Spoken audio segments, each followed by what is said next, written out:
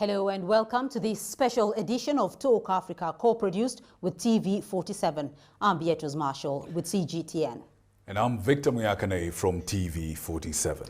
Today we are talking about Africa's youth, and we have a youthful panel. Joining me here in Nairobi are Kasmuel Makure, artist and youth activist. Also joining us here in Nairobi, Nerima Wako Ojiwa, Executive Director at Siasa Place. And joining us through Zoom from London is Edwin Ikworia, an international development and policy advocacy expert. And of course, we have an audience of students from the Daystar University in Nairobi. Welcome to you all. Nerima, I want to start off with you and start off with some statistics here, because according to available statistics, Africa has the youngest population in the world, with 70% of sub-Saharan Africa under the age of 30. Now, by 2030, young Africans are expected to make up to 42% of the world's youth, and 75% of those will be fewer than 35 years. What's your take on the current status of Africa's youth? Basically, the fact that a lot of our countries don't even understand those statistics. And even when you're to walk out on the streets right now and you look around you, most people are young. That's the reality. The average age in our country right now is between 19, 20 years old. That means opportunities.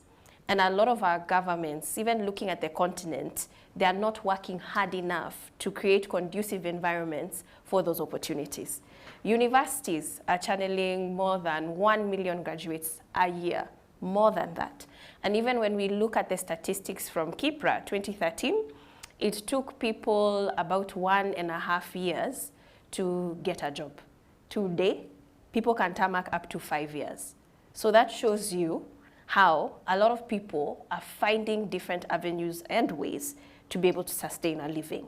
So the reason why I'm talking about livelihoods, young people, the one thing that's similar across the board, I'm a millennial, most people here are Gen Zs, is looking for opportunities, one. Number two, that age group is also starting families.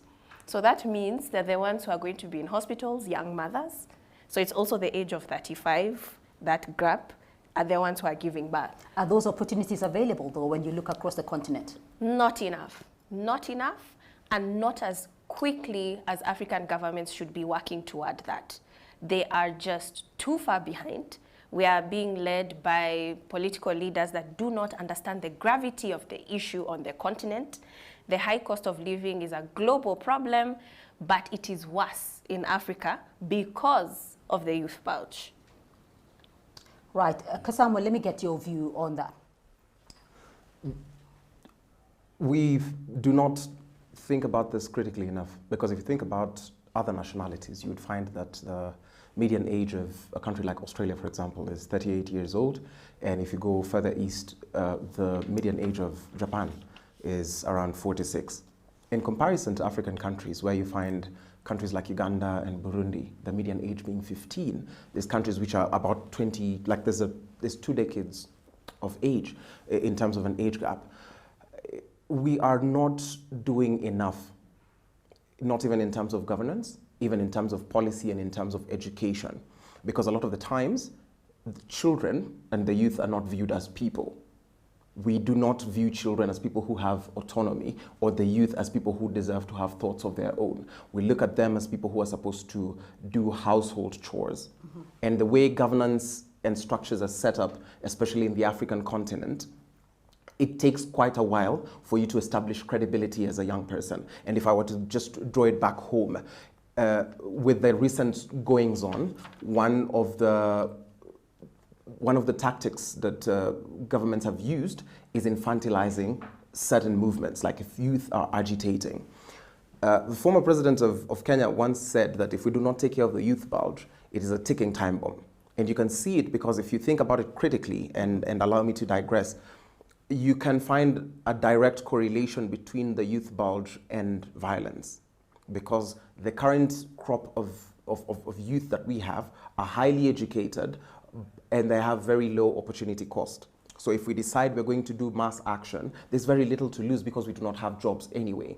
And this can be sorted out from a governance perspective, if I look at it, in the sense that we need to do things on a meritocratic basis, higher in terms of competence, and we do what it is that we've promised to do. But I could also look at it from an educational and psychosocial perspective, where we have to rethink how we interact with our youth, because them being the majority of the population, we need to figure out ways of employing them to gainful and meaningful ends, because otherwise we will have problems that are far deeper. The continent is a continent of opportunity and resource, but we are not finding ways to convert the potential of the youth to the resource that lies within. And on the subject of employment, Edwin, if you can hear us, there's a staggering bit of statistics here. Apparently by 2035, more young Africans will be entering the workforce each year than the rest of the world combined. Just digest that for a second. And would you care to quantify for us the potential that this demographic holds for the continent's growth? Thank you very much. And indeed, the word potential should be underlined. It's a potential. If this youth board, or if this youth demographic are fully engaged and employed and are productive, we could raise Africa's per capita GDP by 55%. What does that mean? It means that we will be competing, African countries will be competing with the rest of the world in terms of GDP per capita by 2100. That is to say, if the number of young people who are currently entering the labor force become productive, they will be taking care of people who are currently dependent on them, who are, right now, most of them are still dependent on their families, dependent on their parents, because there are no opportunities like our colleague just talked about. But if we're able to gainfully engage them economically, there will be an explosion of the productive capacity on the continent. The other one is labor force expansion. Imagine that you have this young people fully employed. We are not just going to be providing labor for the African continent. We could be exporting labor to the rest of the world, given that the general tendency, as already highlighted, is that the median age in other continent is going, it's really high. Africa could be the one exporting labor to the rest of the world, just like India is exporting technical labor or digital or technology labor to the rest of the world. Africa could be doing the same thing, but maybe in other productive sectors, not just as house helps and domestic stuff that we're currently doing. We could think about innovation and entrepreneurship. That could be massive for the world. Not just that. With today, all the production that is happening in the rest of the world, the reason why China is so valuable is that it has a huge buying population, the population that have the buying capacity. So imagine that these young people are gainfully employed. They will be able to buy so much more and thereby increase more production, even across the world, not just for Africa. So it's a lot, but it's still potential. It is not yet realized, and that's why we need to really be working hard. Kasmil, I want to come to you because you're entering the job market. You're a Gen Z, as we call them. What are your concerns as a young person? That the opportunities are hidden from an administrative perspective. They are available on paper, but the hurdles that we have to jump for you to access gainful employment are a bit too many. And in terms of governance, I would just speak about my country because I do not know much. There's a lot of cronism, there's a lot of bureaucracy, and this opportunity are almost hidden from the general public. Again, we also have the challenge where a lot of us are doing performative education. So we are not doing courses that we are passionate about, but courses that are relevant for the market. So we have a lot of people who are graduating with things because we were told these are marketable things, and so we do not have people who are in areas of passion. So we do not have people working vocationally. So there's that, but then there's also the unemployment problem, which has always been prevalent. Which can be sorted out by figuring out good governance, by figuring out how to work systems as we may. Those are some of the leading challenges as I see them, that the cost of entry is too high, the requirements which we have in terms of documentation for people who do not earn are also too many, and the opportunities are not given from a meritocratic point. Right, and just from a point you made earlier, Nerima, I mean, Casmil made this point about a ticking time bomb. And it does look like it's a race against time to be able to sort out all the problems of the youth in Africa. But for you, what's top on the shopping list? What's most urgent? There's too many challenges within our governance. I mean, it's not just because we're called Siasa Place where I work. We believe that everything is political. So if the politics is bad, everything is bad. And the reason why this is important to recognize is when I was forming the organization, this is almost 10 years ago, they rejected the name of the organization 3 times. I almost went to court. And the reason I ended up being told is because youth can't come and form something that is very close to politics. They're like, is this a political party? There's a fear of young people organizing strategically to be able to push the politics of this country. And we have to be honest about that. Because even when you look at the public service sector, it is the oldest, like if you look at the age of people in public service, the average age is 55 in Kenya. Yeah. During COVID, ICT department shut down fast. They didn't know how to function from home. They didn't know how to use computers. Young people were being hired to teach people how to send emails. Like, it's unreal.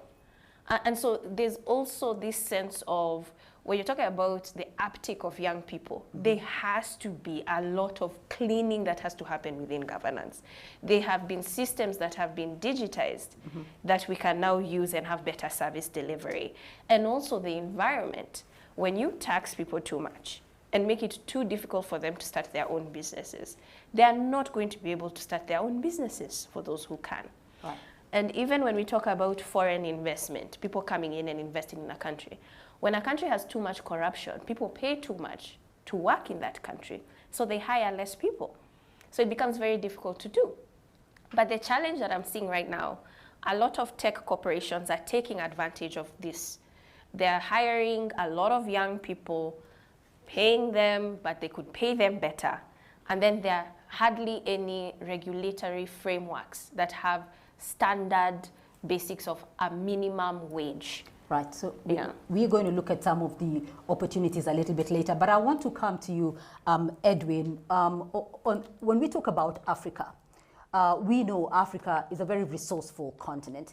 We're talking, I mean, probably over the last 5 years or 10 years even, that the 10 fastest, 6 of the 10 fastest growing economies in the world are from Africa. And yet, when you look at the youth unemployment, it is the highest in the world. So where is this mismatch? Why is that? The first thing is that the level of expansion that we are seeing on the African continent are largely driven by capital-intensive sectors. For instance, mining, oil exploration, and all of that. And these are not sectors that employ a large number of people. That's the reality. So GDP terms, Africa is growing, but in terms of the impact on youth unemployment or impact on employment generally, it's very minimal. It's very minimal because it's highly capital intensive. So you see African countries borrowing money to expand, to do infrastructure, to mine more areas and to sell more oil and all of that. GDP increases, but employment is very limited. So that's the contradiction that we need to be aware of that. So expanded GDP does not mean expanded employment. But again, look at it. African countries are largely informal.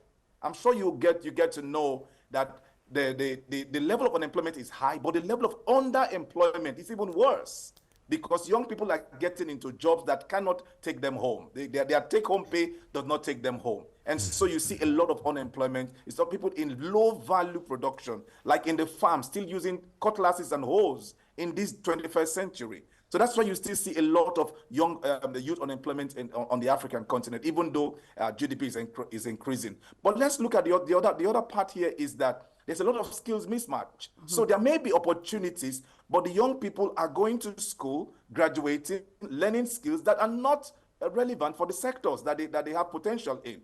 So it's like teaching people to fish in a desert country.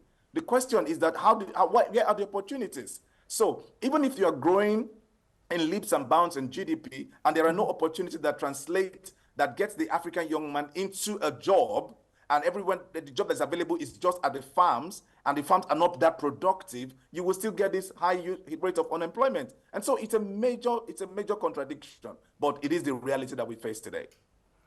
Right, right. Now, we've got some young people in the audience. I'd like to find out what questions, what comments you have on the subject of employment, where we are right now. Who's ready to go? Yes, please. Okay. What's your name? My name is Deborah Nashipai. I am an international relations student from Daystar University. And I think other than lack of accountability and poor governance that we keep saying is the problem with African countries, my question maybe to you, Edwin, would be, what are the key policies to put in place in now this government places and offices across Africa and not just in our country? Yes. All right, excellent. Can we take another question? Yes, please. Yeah, sure. My name is Joel Mumo. I'm a communication student at Daystar University and an entrepreneur. Direct the question to whom you'd like to let me direct from. it to Casmuel. All right. All right. So mine would be a build-up to her question, because it's one thing to talk about the statistics and talk about the GDP and the opportunities that we have in Africa. But for the longest, we must stop and ask ourselves, what are we not really doing? Because if we talk and say that the opportunities are there, it can't just be about governance. It has to have something more than governance, because governments come and go. We must stop and ask ourselves, where did it really start raining on us? Like, what's really the problem? All right. Let's go to you first with Edwin and then Casmuel. I don't think Africa lacks the policies to make the changes we need to see. The problem is really about the implementation. A fundamental one is our education system. Our education system, I'm sure you all agree with me, is designed from colonial times. And as such, with the current skills today, with the current, with the technology-driven world, how many of our children or in the primary schools don't even know what a computer is? Right now, even basic literacy, we're talking about the level of, year 10. Year 10 is what I will call it in Nigeria. So they would, who can read and write? 10 years old, who can read and write? How many? We got in some parts of the continent, about 80% of children that are 10 years old cannot read or even write. And the question is that if you can't read at 10, how do you learn? Because everything else builds on your ability to read and comprehend what you are reading. So there has to be a fundamental change in our education system to not just improve literacy and improve the learning outcomes, improve learning within the school. And that will mean that you need to train teachers properly. You need to give them in-service training and get them to use modern equipment and modern technology in training people. That's number one. How many of our primary school students today know how to code or even understand coding? It seems strange, but we are in an age of artificial intelligence. So if you want to prepare people for this century, you need to begin to think about how do you reform the educational system. That is one. The other part I want to talk about here is vocational training. Today, even in Africa, if I come out today and say I am a mechanic, people look down on me, right? But that is skillful. That is skilled. That is a skill. So how many of our schools are really going to think about changing the trajectory, or at least do like the Germans did? The Germans have what we call the dual education system, where they put the apprenticeship with the education system, so that by the time you go through, you're a technocrat, you're coming up with technical skills. They give you certification, but you do not need to be a university graduate. Right. And so the emphasis on skills in our education system, emphasis on vocational training should be the watchword. That is a fundamental change that needs to happen. Otherwise, we produce graduates who are useless to the economy. That's the reality. Another part I wanted to talk about is this the question briefly of entrepreneurship. I don't know if time will permit, but I want to say that as long as people are not thinking about making or developing businesses by themselves, how many of our kids, how many of our schools are teaching budgeting, how to do marketing, how to do sales, those things that would enable you be a successful entrepreneur? It's not taught in our schools.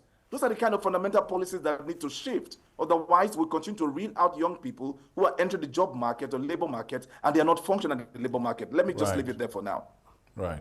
Very excellent questions, Nashipa and Joel. Just to add on it, there's a part that I feel we do not discuss enough in our context. We were colonized.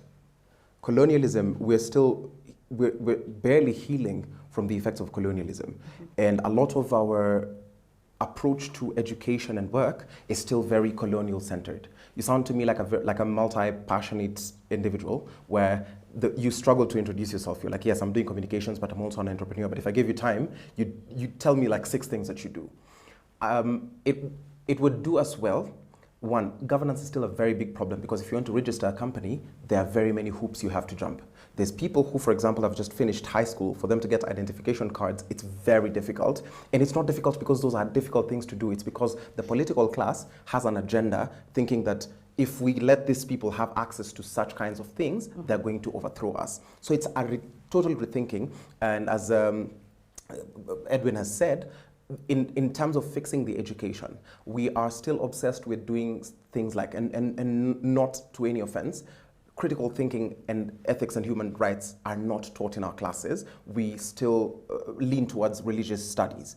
While that's not a problem, we end up having a lot of people dissociated from what it is the real life is, and it sets us back quite a bit. And again, just the way we look up to things, we're still obsessed with the Dale careers, that if you say you're a communications or a media or a Bachelor of Arts student, people look down upon you. So it's upon us. That's a thing which our generation has to change. We'll say, as a teacher, as a craftsman, as a whatever, we are saying all of this is meaningful, and we give all work all sorts of respect. That's the way someone would look at me and say, the first question, are you a lawyer? No, I teach babies how to play piano. And someone would go like, oh yeah, so in education you can do this. Mm-hmm. So it's you pursuing your whole multifaceted human being, and that change cannot come from the older generation because, as Nerima said, right, they might not understand whatever is going on, so the change is upon us.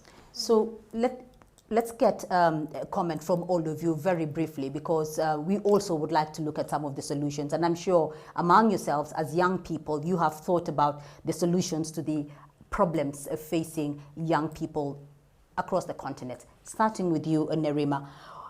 When you talk about unemployment, when you talk to young people, what sort of solutions do they offer to the unemployment crisis?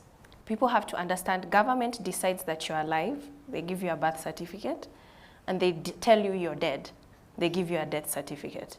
So if you think that way, you are government and government is you. And a lot of people, especially young people, like to disconnect. They'll say, I'm not interested in politics. They disconnect, but they don't realize that everything in their life is a political decision. Everything, everything. So what we do is go to the grassroots communities and teach them about the Constitution, one, but also how to follow money. A lot of counties in our country eat a lot of resource, especially in things that is related to youth. Mm-hmm. So from the vocational trainings we've had about, so many institutions lack the resource because it's eaten. And so what we have learned as well, even these affirmative action funds where they say government is constantly giving loans to young people, right, have they tried? Mm-hmm. And some of them will say they have, some of them have not. Mm-hmm. And it's walking through with particular groups, if they've never done it before, is to train them how to do it, mm-hmm, and holding leaders accountable. I think we also need to, but let me throw this word, decolonize and stop appealing to the Western gaze. As Africans, we need to trade for the sake of trading. So whatever it is that you're making, stop trying to make it for a market which we've not penetrated. If I'm doing basketry or weaving or music, let me make it for the consumption of my friends. Because remember, even the way we look at society, we are very barter tradey, we are very collaborative. And we struggle a lot to fit. I feel like this is a capitalism problem where we struggle a lot to be absorbed. All of us want to work in the FANG companies. We want to work. But then who's going to teach the children? Who's going to teach history? Who are going to be the storytellers? Who are going to be, who are going to be the anthropologists? So part of it, I think, is disabusing ourselves of the idea that we are not enough. And if you trace it, as Nerima aptly put it, everything is political. Right. So we have to rethink our politics, and then that way we can inject ourselves and gainfully apply ourselves into our societies. Right. Can we take a comment from Edwin just on this? Yeah, I think one of the things that young people always say when we talk to them, particularly about youth, about employment, particularly, is one, access to finance. To be honest with you, there are people with serious ideas, and I'm sure even in Kenya, in Nigeria, tech hubs are showing up every day. Who are those that put money into their businesses? Foreigners, right? What kind of investment, what kind of access to finance do we give to our young innovative entrepreneurs? That is one key thing that they talk about. The second one is killing the businesses with taxes. So again, it comes back to government. If you make the ecosystem vibrant for young people to create and innovate, they have access to finance, and you don't tax them to death. What do you say is the consequence of neglecting investment in African youth? I'm sure you've heard of Boko Haram in Nigeria, right? I'm sure you've heard of the different Al-Shabaab militants in, very close to the your neighbors there. You would understand that when you do not invest in Africa's youth and their potential, you're likely going to have a major pool of people who are available for terrorist activities. It's not just about sitting on a keg of gunpowder. It is already boiling over. We're losing lives and we cannot even develop. Investment would leave the continent more as long as the place is unsafe. So the biggest army for violence is the young people. So neglect them at your peril. That is the reality. And so I think there are many other things that you need to talk about here. The question is, if you do not build the capacity of the young person to take up opportunities where they exist, or enable them to create the opportunities by themselves, we are going to be facing a major, major crisis on this continent. The idea of an Africa without silencing the guns would be a mirage, because as long as young people are not gainfully employed and productive, the guns can never be silenced. And that is a major warning for all of African governments. We talked about the colonial impact on Africa's development and all of the things we saw. That was in those days. Today, with technology, Africa has an opportunity to what we call leapfrogging. We can jump ahead all the path to development that the rest of the world went through. And that can be enabled by technology. The question here is, are we harnessing that? Do we have the capacity to do that? My brother talks about the arts. The arts today is finding expressions through technology. So if you are an artist and you're not able to utilize technological platforms, you will be behind. I think in a nutshell, what I'm saying that Africa has to ingrain itself, empower its youth, make it the norm, not the exception, that we are technology capable and that we are able to utilize them for our own development. So it is increasingly becoming a fundamental to like reading and writing. It is as fundamental as that. So I think we cannot overemphasize that. All right, very interesting discussion, but we're going to leave that for another segment.